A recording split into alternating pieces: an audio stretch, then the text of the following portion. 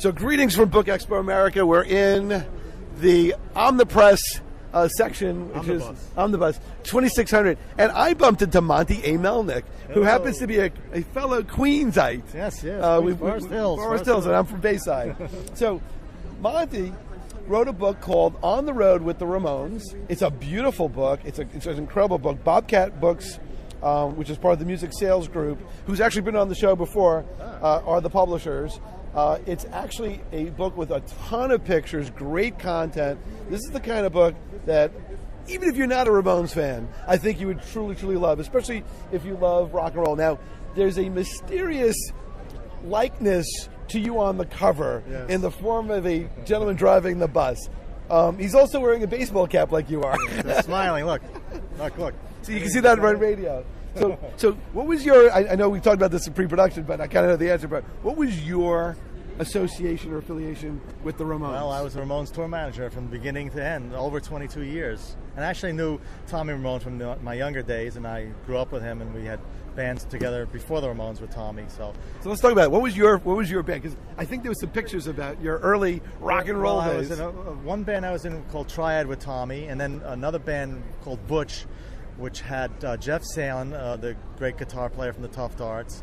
Tommy Ramone was on guitar player also, and Harry, who plays with the Sick Fucks still today, and myself. We had a band called Butch, and we played like all the crazy venues, like the what was that hotel that fell down? That hotel that fell down. Mercer Arts Center. Yeah. We played there and lots of places around New York, well before the Ramones. I was a bass player at the time. Okay. Now, so you were in bands, and then how did you become involved with the whole Ramones situation? Well, I was with Tommy for a while, and he split off and he went into like recording engineering stuff, and I played with other bands. Then I got involved with somebody that wanted to build a rehearsal recording studio on 20th Street, not far from Max's Kansas City, 20th Street and Park. So I was brought into the project to design and build the place, and I brought Tommy in with me. So we designed this place called Performance Studios, and we built it, and we got time for our own projects. I had my bands at the time, and at that time Tom was just producing and managing the Ramones. So he brought the Ramones in on his free time, and I saw them working with the Ramones, and they did some showcases there, and they asked me to do the sound and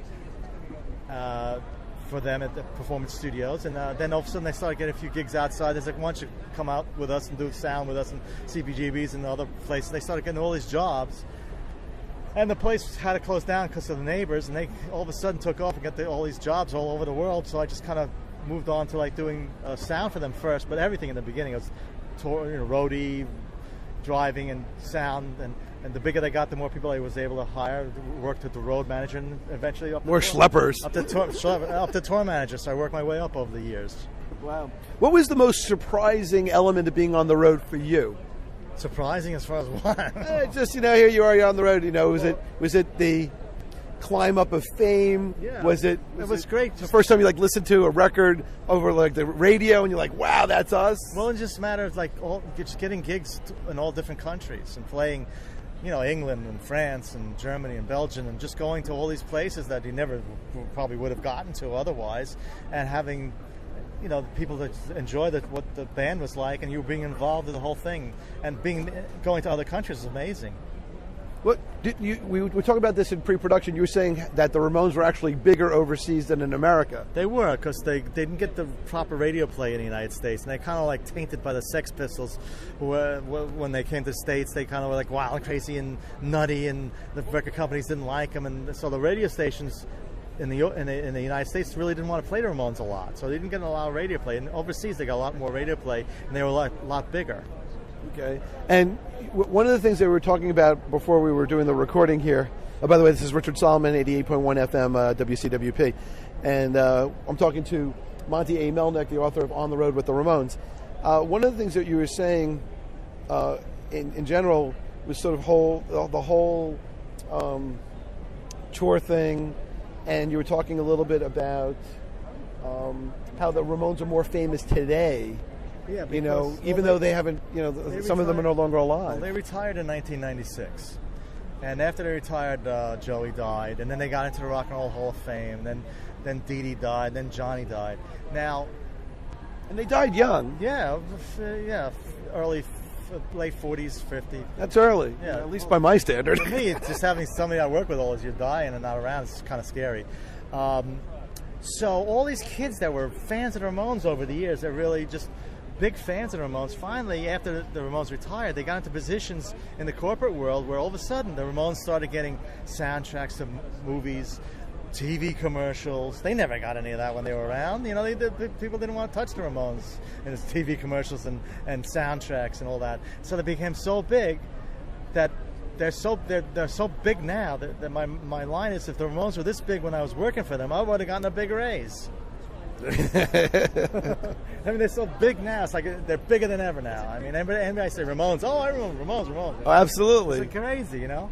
I guess as we were talking about before, you know, Picasso and all those famous artists never got to know that their paintings were selling for $50 million a shot when they were alive. But the strange thing is, they had the fame overseas. They could have been a lot bigger here in the States, like a Green Day or Nirvana or any of those groups that really made it huge and sold a lot of albums. The Ramones could have done that in the States if they got the proper radio play and pushed the other groups. Were they just too far ahead of their time? That's the problem. I think they were. Were they just too unusual for what? Exactly. At the radio station and the record companies, even when we traveled in the early 70s, we went to hotels, and I looked behind the hotels, and there was a little note, the Ramones, Wild and Crazy, watch out. You know, because the Sex Pistols had this... but the Sex Pistols really were wild and crazy. But we got grouped into the whole, punk rock, Sex Pistols, Ramones. They got to be crazy and out of hand. But they weren't. They were just, we're just working and doing the thing. They never went along with the safety pins or spitting or, bleeding on stage, but they got sucked into that whole thing in a bad way. That they got typecast. They got held back. They got totally typecast. Yeah, but overseas they're a lot bigger. Like especially in Argentina, they were like superstars. We played 52,000 seats arenas there. They were like bigger than the president of Argentina at the time they went. It was insane. Right. So they got a little touch of what it was like to be a huge band, but over there, not here in the States, where they could have been pretty big, a lot bigger if they didn't have that. What would you say was... and I would have gotten a big raise. There you go. Well, hopefully, by the way, go out and buy this book because it'll make up for the big raise. It's on the road. Done by John Holmstrom, by the way. You know John Holmstrom Punk Magazine. Oh, okay. Oh, yes, actually I do. So my idea was that I worked with 8 different Ramones over the years. There's only 4 at a time in a group. Right. But over the years, there were 8 different Ramones. So I came up with an idea. I wanted to have a cover. So most covers is, look, the band, 4 people, the band, 4 people. And by the way, the other books that we're looking at, because you can't really see this, are photographs. And this is not a photograph. This is actually artwork. Because, so I came up with the idea of putting all the Ramones. There's 8 different ones. Can you name all 8 Ramones? No, I can't. Oh, no. Bad. No, I can't. Study my book. But at least I'm honest. So I can name you. There's me and 8 Ramones in the van. We're driving out of CBGBC, and we're driving out in New York. There's the pinhead. Stuff's flying off. And that we talked about this. Right. Well, no, and not on the radio. Oh, that's right. There's a little secret on the front of my book. There's a road sign saying 2,263 miles to go. Do you know what that means? Well, I do now. Okay, that's how many concerts the Ramones played during the entire time that they were in concerts. And they're all listed in the back of my book. So if you went to a show, went to a show 1980 somewhere in January, you look in the back and oh yeah, definitely. I was there. Portchester, New York. I was in the 3rd row. On the left. Really? Yeah, no. No, I was just kind of just joking around. I was happy around. John Holmstrom decided to do the cover for me. How long did it take you to write this? Because I'll tell you, unlike a lot of the other books that I've seen, and I'm not trying to be critical, there's a lot of very rich content. There's a tremendous picture of lots of photos, a lot of content, story and quotes, just the whole thing. I mean, this obviously must have been a labor of love. It was. It was also more of a cathartic experience for me to get things after all those years kind of out of the way. And I really couldn't have done it when Joey or most of them were alive, because there was stuff I had to say in the book that I really didn't feel comfortable.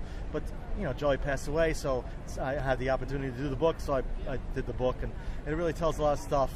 And it's also an oral history too. I get a lot of other people involved. The good thing about oral history is that I let them say the bad things about other people, so Somebody says, "What'd you say that about me?" I said, "I didn't." He said it. I didn't say it. Of course, it's still my book, but you know. You get any flack from anybody about what may have been left out? Yeah. No, Well, not left out. More of what was in it? Yeah. You write a book, you get flack because everybody has their own way of looking at history, and it doesn't always agree with. You certainly have some really interesting stuff here. Like, for example, this, I guess, is the gravestone of Dee Dee Ramone, whose real name was Douglas Glenn Colvin, Colvin. And what can we put there? On the bottom on his tombstone, it says, "Okay, I got to go now." He was famous for that. I don't know if you remember at the end of the century. He goes, "Okay, I got to go now," and he walks up the hall. And that's what he always said that a lot because he liked to go get away from people. Okay, I got to go now. You know. So we put that in a book. We put that, and also interesting. There's the lyrics for one of his songs there. If you can read. Oh, that. I can see that. I feel so safe flying away on the biggest trails above. There you go. The highest trails above. The highest trails above. That's one from one of his songs. His wife put that on and made very nice tombstone. And he's buried in Hollywood Forever Cemetery. And there in the same cemetery is this Johnny Ramone statue. He's not actually buried. Oh, I saw the picture. Yeah, there you go. And that's a big tourist attraction there now in Hollywood. Well, but he's buried there, actually, not far from him. But Johnny's not buried there, but he has a monument there, which is a very big attraction. Yeah, it's funny. It's sort of like Jim Morrison in Paris. Exactly. It's like that. It's like he's bigger than some of the more notable historical figures. And once a year, his wife has they have a big show there. They play a movie or something, and they have a big because it's one of those cool cemeteries. They do events there. They do shows and movies. So somebody's got to pay for the groundskeeping. Yeah. Yeah, exactly. Exactly. Now, I did notice, like, there's some cool trivia here. Like, if you were to go to the corner of East 2nd Street and Bowery in New York, you'll see that it's called Joey Ramone Place. Right. Joey Ramone got a sign in New York. It's amazing. It was stolen like 3 times. They finally put it up high enough so they can't get to it. I guess rabid fans. Yes, 3 times they stole the sign. There's Tommy. He's doing bluegrass now. The only original member left, Tommy Ramone, my big pal. He does the forward for my book. Now he has a great bluegrass band called Uncle Monk. Oh, Uncle Monk. So check that out. And of course, there's Marky has a serious radio program. And then my book, I got the update book. I put what everybody's up to. There's Clem Burke. They finally got into the Hall of Fame with the Blondie. Clem was Elvis Ramone. He played 2 shows with Ramones. And I talk about what Richie's doing and stuff like that. CJ's doing. Wow. So this is see that's what's really kind of nice about a book like this. And of course, there's the Ramones Simpsons. Exactly. They were on Simpsons. Believe it or not, at Book Expo America in, I think it was D.C., I interviewed Phil Ortiz, who draws a lot of the Simpsons characters. And we talked a lot about some of the famous people who appeared in cartoon form, because the Who was in there. There's a whole bunch of people. Yeah. How about Brett? It was nice enough to get the Ramones in there. It's got a piece of history. It's great. So now, how did you get? So who gave you this? Was it Matt Groening? Yeah. When they did it, they gave a bunch of things out. That's actually awesome. Is there a website that people can go to, or MySpace? MySpace and Facebook. Monte Melnick. Just look up that. You'll find it. Let me spell that for everybody out there, because people, That's cool. Okay, it's Monte is Monte. Okay, his middle name is A period, and Melnick, Melnick. Right. So the book is called On the Road with the Ramones. This is the updated edition. That's It is published by Bobcat Books, and you need to get it. And if you're a Ramones fan, you totally need to take a look at it. You can't live without. And what's kind of nice for me, at least, is it's almost like rock and roll history. You got pictures of that's John Holmstrom Pass. He did one of his cartoons. Oh wow! You have tour pictures. You have pictures of concert announcements, backstage passes. Well, that's what I was lucky enough that most books don't have so many pictures. I was lucky enough they let me put in like over 250 images and things from my collection.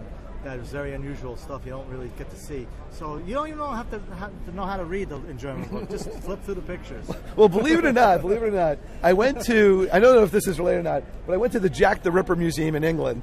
And what was interesting is they showed that the newspapers in those days only had pictures. And I said, how come it's only just pictures? And they said, because no one could read back then. Exactly. So the only words were like the name of the newspaper, and the rest is pictures. So go out there. Any parting words or any comments about that you'd like to share about what your life was like in rock and roll and how this touched you? No, I mean, it's all in the book. I just like to say hello to everybody. Hey ho, let's go. All right, there you go. That's another little factor. That's a funny factor though. Hey ho, let's go. The Blitzkrieg Bop song is now a big jock rock song. So you go to most stadiums, which is crazy. Almost in hey ho, let's go. It's in jock rock albums. So you hear the Ramones in a baseball game. It's like amazing. Well, that's like that song, do do do. Hey, like the same thing. Oh, we will rock. Exactly. Bum, bum. Yeah, but the Ramones got into the jock rock. Well, All the people to be jock rock. Well, you think Freddie Mercury would ever think, God rest his soul, that he would be at like Giant Stadium or Gary Glitter? Yeah, or any of those guys. So again. On the road with the Ramones. This is Rich Solomon on the road. tcbradio.com, 88.1 FM, WCWP. We will be back in a minute.